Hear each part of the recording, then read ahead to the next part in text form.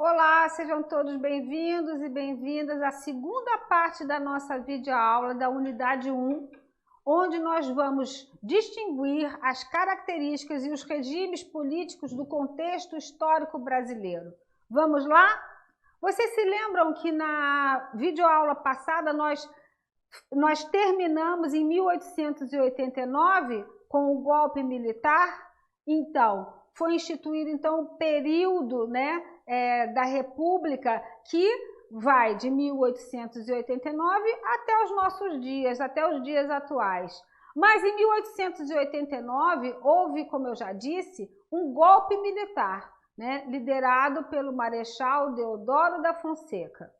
De 1889 até 1930, nós temos a Primeira República, que é caracterizada pela presidência de marechais do Exército, e aí ela também é conhecida como a República da Espada.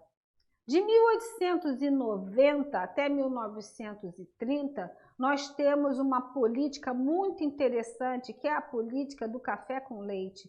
Há uma alternância no poder, da presidência entre os paulistas e os mineiros.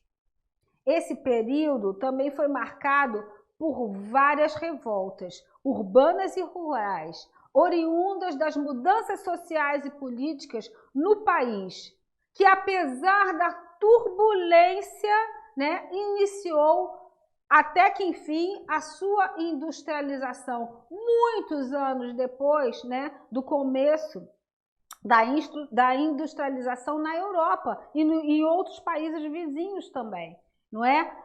Houve, então, uma formação dessa classe operária, mudando radicalmente a estrutura das cidades. Em 1930, nós temos a Revolução sendo uma das causas a insatisfação dessas oligarquias paulistas e mineiras que haviam perdido, esse poder, com a chegada de Getúlio Vargas, A Revolução de 1930, então, conduziu Getúlio Vargas, que era gaúcho, ao poder, permanecendo como presidente até 1945, e ele retorna de 1951 a 1954, quando ele comete o suicídio.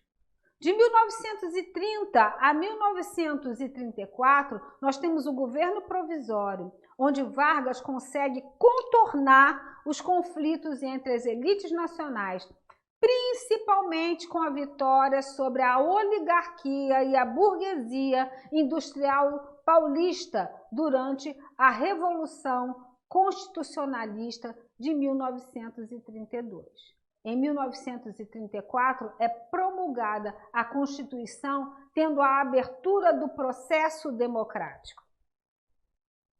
Em 1935, nós temos a Intentona Comunista, liderada por Luiz Carlos Prestes. Em 1937, a instituição do Estado Novo e o fim do período constitucional.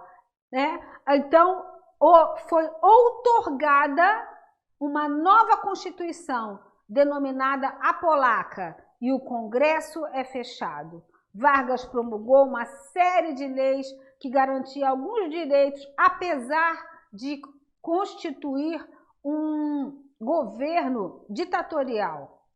Ele promulga uma série de leis que garantia alguns direitos à classe trabalhadora urbana, consolidando, por exemplo, as leis trabalhistas. Ele criou o Departamento de Imprensa e Propaganda e, além de proporcionar um nível de renda que impulsionasse, que impulsionou, o esforço de industrialização, de modernização da sociedade brasileira. Em 1945, com o final da Segunda Guerra Mundial, o governo Vargas está enfraquecido. E aí há um golpe militar que coloca na presidência o general Eurico Gaspar Dutra.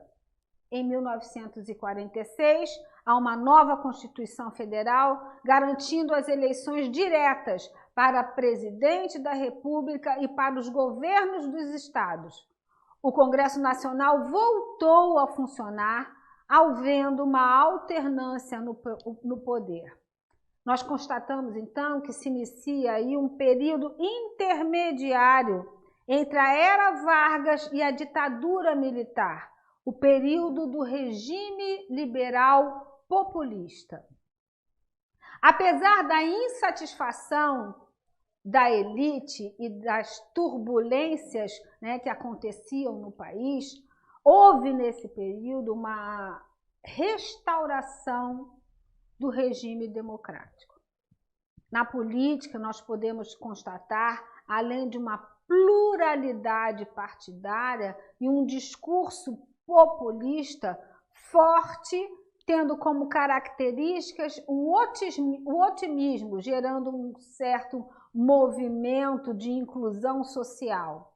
De 1951 até 1954, Vargas volta ao poder e criou duas empresas muito importantes para o Brasil, a Petrobras e a Eletrobras. Em 1904, não resistindo e não cedendo às pressões militares e dos industriais, Vargas recusou-se terminantemente a aceitar essas pressões e cometeu o suicídio. Temos aí, então, um novo governo de 1955 até 1960, o governo de Juscelino Kubitschek. Um dos marcos do governo desse presidente foi a construção de Brasília. Além desse feito, ele também impulsiona a economia através da indústria, sobretudo a economia automobilística. Em 1961, Jânio Quadros vai à presidência da República, né? Contudo, é um período muito polêmico, porque o próprio presidente é muito polêmico, né? Seu governo foi marcado por grandes contradições e autoritarismo. Tem como característica principal o conservadorismo, devido ao suposto plano, né, de golpe de governo. Ele renunciou, alegando que por forças ocultas ou por terríveis forças, né, haviam levado a tomar essa decisão. E aí, em 1961, 8 de setembro, João Goulart assumiu a presidência, tendo como vice Tancredo Neves. 2 anos depois, há um plebiscito, a população vota contra o parlamentarismo e Jango, como era conhecido João Goulart, ganhou mais poderes. Contudo, seu governo tomou um caminho oposto do desejo da população. E em 1964, nós temos a famosa Marcha da Família com Deus para a Liberdade, que foi uma manifestação pública de grupos conservadores, antipopulistas e anticomunistas, contrários às reformas de base propostas pelo então presidente. Então, nós temos aí instaurado a ditadura militar, que vai de 1964 até 1985. Jango se refugiou no sul do país e os militares assumiram a presidência, infelizmente, em 31 de março de 1964. Por causa dessa crise enfrentada, há um apoio de vários setores da sociedade, desde a Igreja Católica, incluindo os conservadores, a classe média e os Estados Unidos. Direitos políticos foram cassados, instaurando ainda uma rígida censura aos diversos meios de comunicação e à expressão literária, artística da população.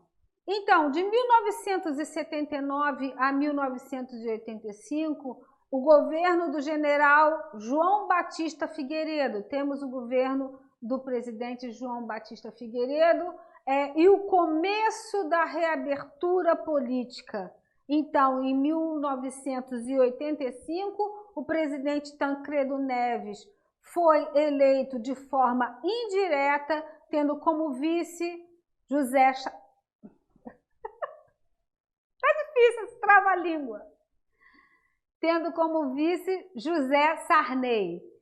Tancredo, infelizmente, não chega a tomar posse, ele falece, assumindo seu vice, não é? E inicia-se um processo de redemocratização. Em 15 de janeiro, né? Então, o atual governador de Minas, Tancredo Neves, foi eleito presidente da República, como eu já disse, pelo Colégio Eleitoral. No dia 15 de março, Sarney toma posse após o falecimento de Tancredo, né? Encerrando finalmente 21 anos de ditadura militar nesse país. Em 1988, 3 anos depois, a redemocratização se consolida com a promulgação da Constituição Federal de 1988, que é considerada a Constituição Cidadã, tendo como presidente da República José Sarney. E aí, minha gente, terminamos a nossa competência 1. Eu tentei resumir ao máximo mais de 500 anos de história para que você pudesse ter um panorama de como se deu a construção e a consolidação das instituições em nosso país. Obrigada pela atenção e uma dica, leiam o e-book, não é? É muito importante que vocês leiam o e-book, que vocês façam as atividades propostas, certo? E até o nosso próximo encontro. Tchau, tchau!